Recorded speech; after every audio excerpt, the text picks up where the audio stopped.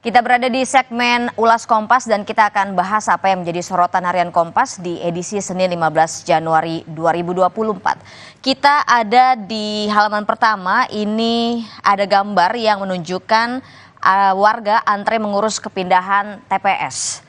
Warga antre mengurus kepindahan tempat pemungutan suara atau TPS ketika KPU DKI Jakarta menggelar sosialisasi tahapan pemilu 2024 saat hari bebas kendaraan bermotor di kawasan Bundaran Hotel Indonesia, Jakarta pada Minggu kemarin.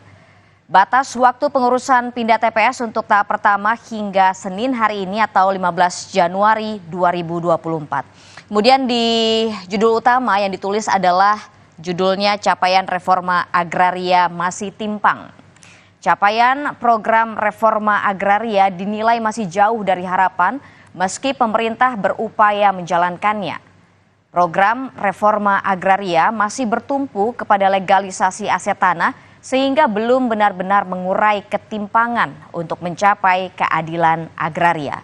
Kemudian ada judul lain yang juga ditulis oleh harian Kompas, ini berkaitan dengan Piala Asia dari sepak bola dengan judul Hadapi Irak, Indonesia bertekad revans. Pelatih Indonesia Sinteyong memperingatkan Irak bahwa timnya akan menghadirkan performa yang berbeda. Senin kemarin pada pukul 21.30 waktu Indonesia bagian Barat di Stadion Ahmed bin Ali Al Rayyan Qatar dibanding pertemuan kedua tim di Basra Irak pada November lalu. Ketika itu Indonesia kalah 1-5 dari Irak. Sinteyong menegaskan bahwa kini timnya akan tampil lebih baik dibandingkan pertemuan dulu.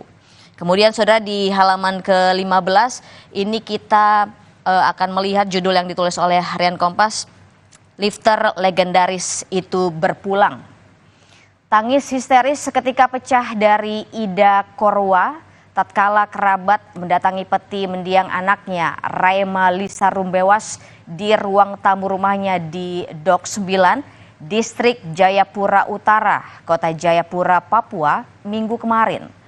Lifter kebanggaan Indonesia berpulang setelah kalah dengan sakit yang dideritanya sejak kecil.